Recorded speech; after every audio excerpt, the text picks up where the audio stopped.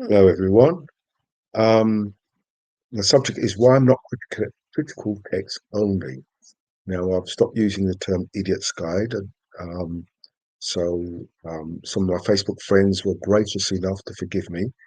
Um, so, as I promised them, um, I would like dedicate to my Facebook scholars, Johann Herreblanc and Heaven Jones. I'm sure I pronounced Heaven's name correctly. And Johann Terblanc. I have a feeling I've said that correctly. So, as a means of restitution.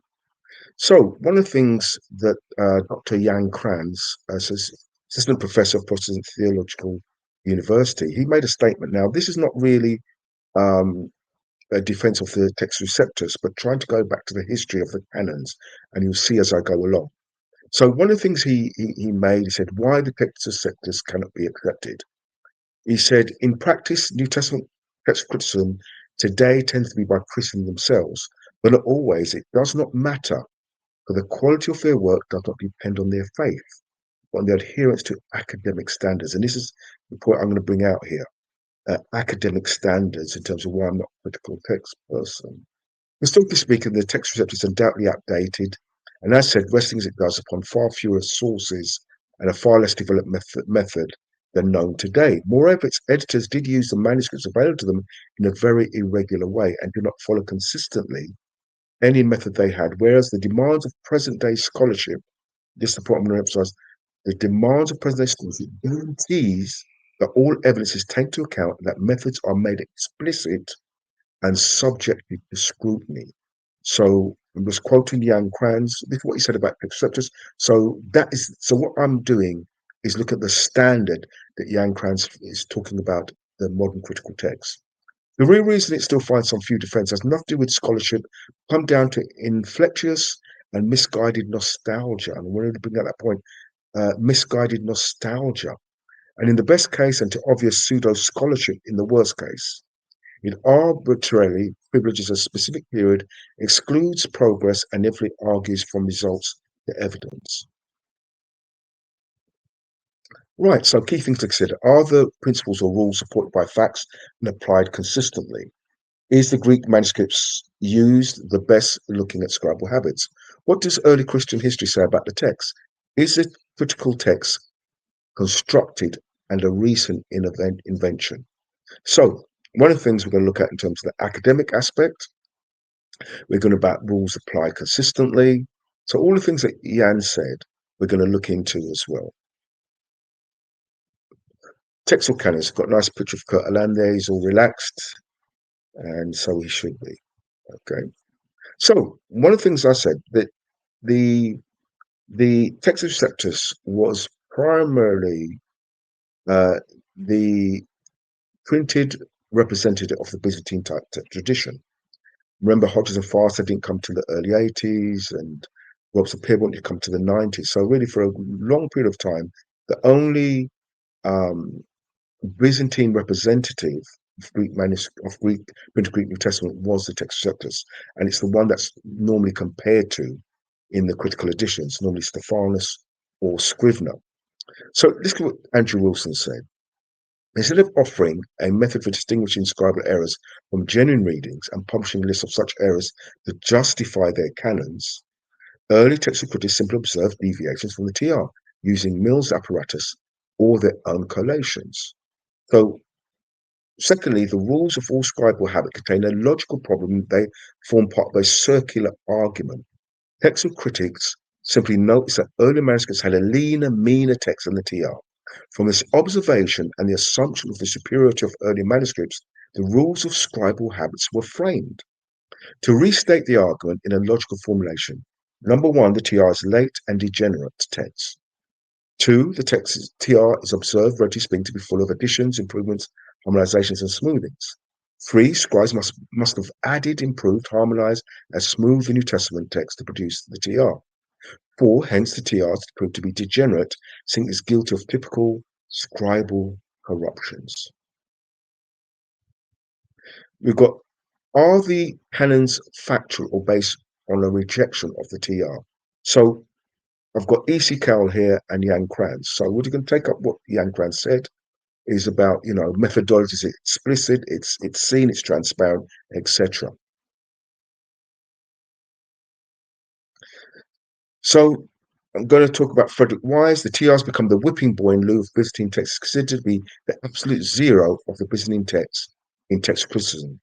Depart from the TR automatically bestows favour on a variant. This is Frederick Wise's book, The Profile Method for Classifying and Evaluating Manuscript Evidence.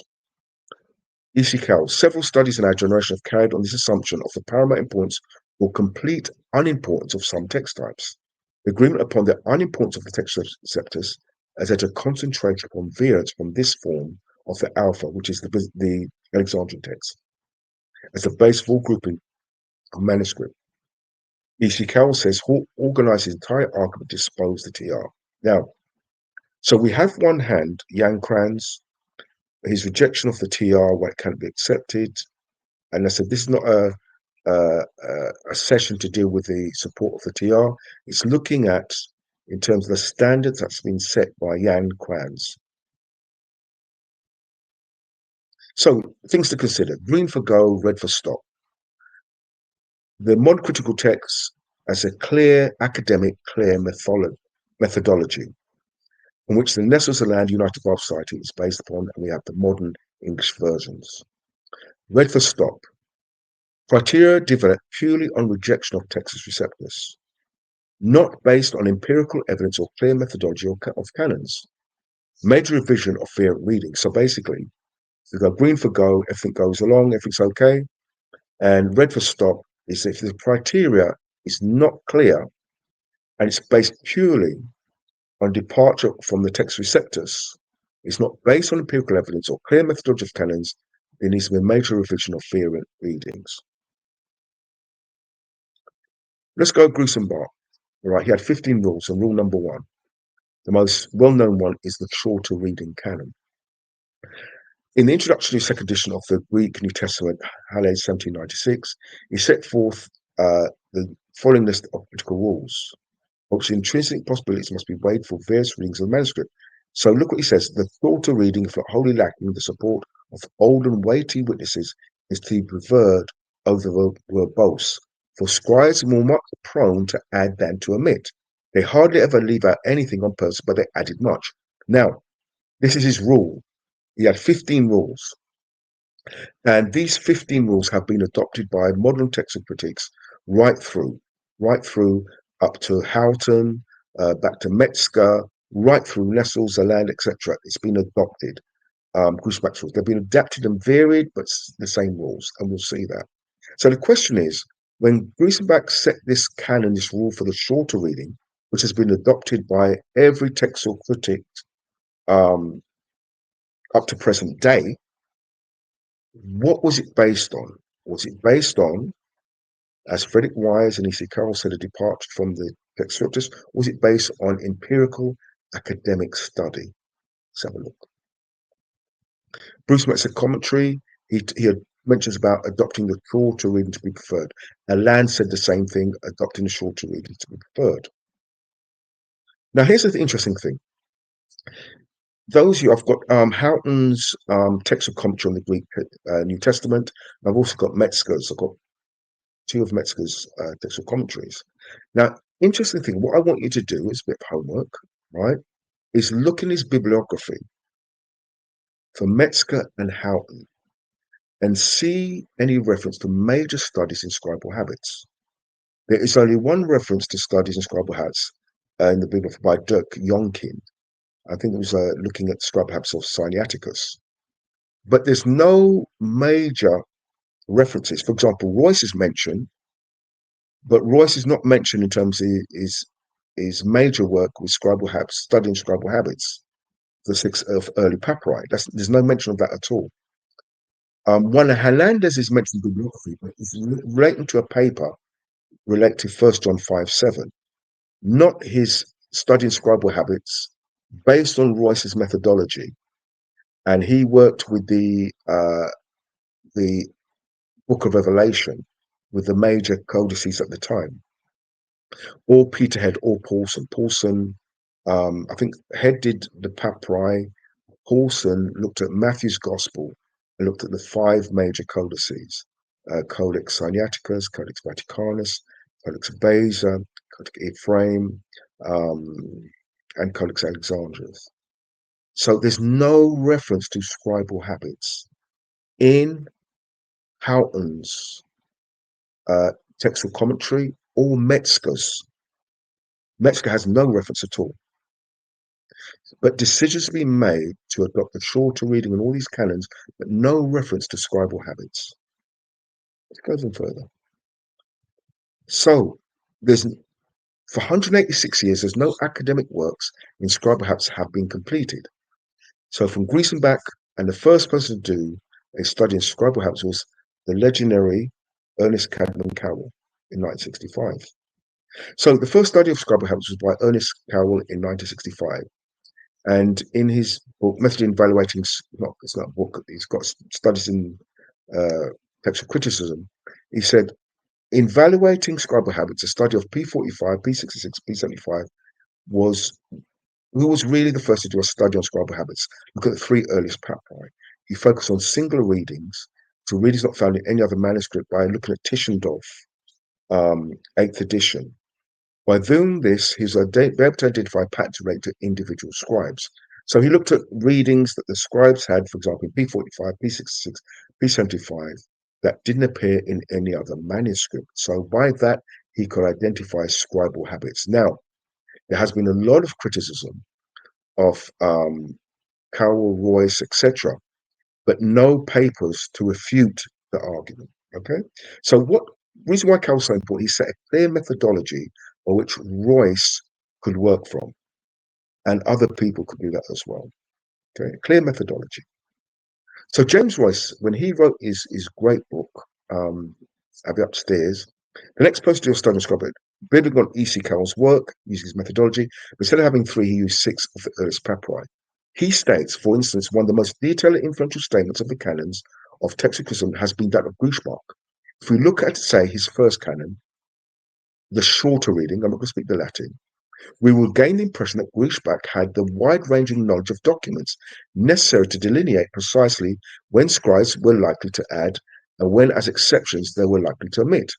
We may, of course, be sure that Gruschbach did have such knowledge, but may well regard distillation of this knowledge into various rules as having sound authority. This is what we'd expect. But let me pause. Nevertheless, it's significant that no specific reading of a manuscript is cited as foundation for his first canon. In fact, no specific reading of a manuscript is cited anywhere within Griesbach's Prolegomena, section 3. The fact that Griesbach does not even attempt to present evidence for his statements about how scribes copied make it difficult, if not impossible, for later students to know exactly he would have considered as evidence, to check the evidence upon which his statement rests, or to revise statement in the light of the evidence provided by subsequent manuscript discovery. So he provided no evidence. Let's put it plain that. So there's no evidence and no studies in scribal habits till E.C. Cowell came along. So we look in terms of the shorter reading. So James Royce, he done the major study in scribal habits, and he find that 71% to 29% scribes more like to omit. Maurice Robertson did his doctoral dissertation, and he looked at papyri, majuscules, minuscules, and if we look at 0 to 1, majuscules, 38%, 62% omission, 38% addition. Very similar with the minuscules. Peter Head, he focused on the papyri, 66% to 34%. Juan Hernandez did the codices in terms of the Book of Revelation, 60-40. So very similar to Robinson when it comes to the majuscules, and also very similar to Wilson. Wilson's quite exhaustive. He did the papyri, he did the majuscules, the minuscules, and the lectionaries. But if you notice, there's a very consistent number, 40 to 60, 38, 62, very similar. So all of these studies demonstrate that scribes were more likely to omit than add. So this blows the other one out the water. Now, here's the issue. There has been criticism of Royce's methodology, but no academic studies have been brought forward to disprove it. They've criticized it, but not brought anything forward to disprove it. For example, you mentioned exemplars, um, that the singular readings doesn't work on exemplars with the early papyri or the codices. But here's the thing: Alan Taylor Farms, he at Birmingham University, far from where I am, is that he completed his doctorate at Birmingham University. Now, what he did, he included Royce's studies of the papyri, but he also used exemplars and copies, right? Use exemplars, using minuscules. He had exemplar and a copy. So this is more an exacting science. So that's what he said. He said he used a number of minuscules. As I frequently repeat, this is because, following Royce's statement, some scribes behave in one way and other scribes behave in another way. One common thread among our scribes is that none of them added words on the whole, but that seems to be the only conclusion come to all of our scribes. They didn't add more than they admitted. They'd also add this one out of 10 files. He mentioned that he used P127, and he says that he exhibits a free text, but I'm going to go into that bit later. It's notable that P127 did not win out. It's notable that the free expansions found in P12705 are not carried on. These manuscripts have such a high number of singular readings because no other manuscript copied them. They did not win. These texts are losers. In fact, one scribe, patron, or reader created such an aberrant text means nothing for the overall transmission of the New Testament. That these readings were not carried on is actually further evidence of the strict transmission of the New Testament. P127 was identified, shackled, and left no offspring. It's a witness of strict and accurate transmission history. I'm going to expand on that a bit later with part 2. Moises Silva, he jumps up and he says, it's of course true that if all we say is that the shortening is to be preferred, that is patently untrue. That is a bit confusing here in numerous cases, as Royce and others have shown. But I think it's a slander on our text critical forefathers to even suggest that such a naive understanding of the facts, considering that Greece's perfect formulation of this canon is readily accessible in English. Now, here's the thing. His answer is the shortening is correct, but his methodology it doesn't exist. When I was at school, if you gave the correct answer, you'd get marks for showing how you arrived at the correct answer. Now, there's not one, and I want to emphasize that one academic study supports the shorter reading. So I don't know why Moises Silva is supporting this. Andrew Wilson, now his one, he looked at all the canons. He said the actual data on scribal habits differentiates all 4 traditional internal canons. Scribes omit more than they add. Scribes create harsher readings, not softer readings. Scribes create harder readings. Scribes disharmonize more than they harmonize. But instead of updating the theory to match the data, the discipline behaves as if nothing needs to change. Remember I said if you look at Houghton, Metzger, no studies in scribal habits, not one, but yet he follows these canons without any academic studies into these canons. So he's adopted readings without empirical evidence or academic studies into scribal habits. So he says he writes that there's been no move forward to rectifying the problem of the transmissional canon, even though the findings have been made public for decades. Now, here's the thing I want to say. One of the things that Jan Kranz said was his argument against a TR was this need for nostalgia. But it'd be fair to say that modern Texas critics are nostalgic for Griesenbach and Westcott and Hort. And it's been said, and I did another video, that modern Texas hasn't moved on. It's still sticking with Westcott and Hort, still sticking with Griesbach. Despite them being disproved, they're still sticking. So they're guilty of nostalgia.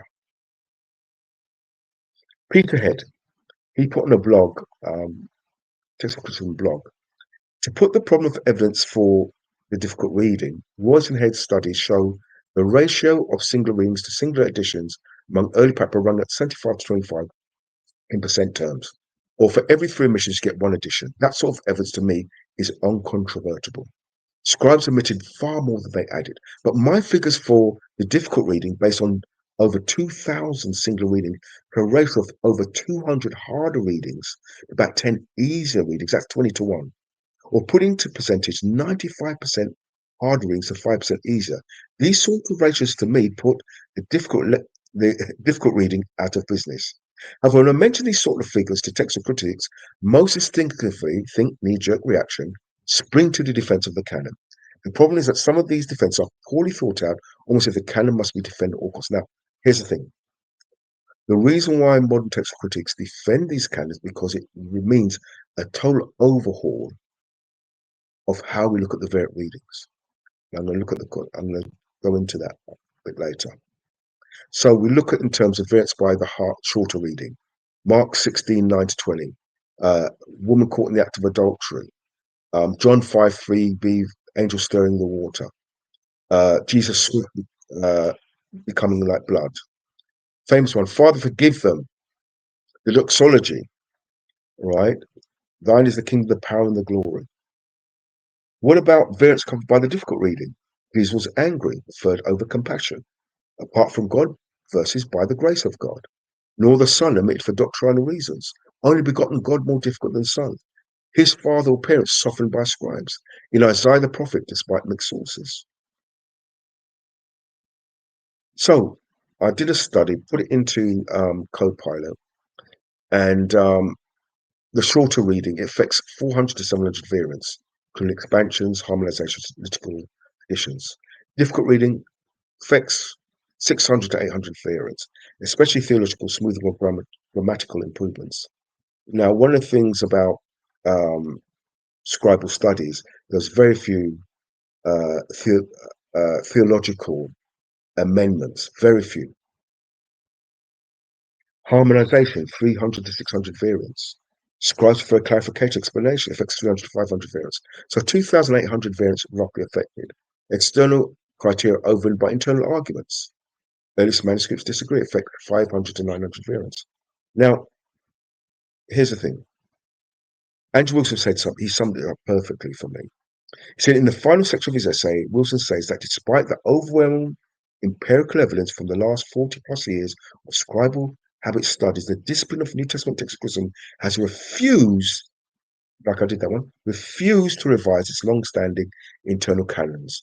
Shorter reading, harder reading, etc. Instead, the guilds simply say nothing. And let me add, remember, go back to what I said. Look at Houghton's textual commentary.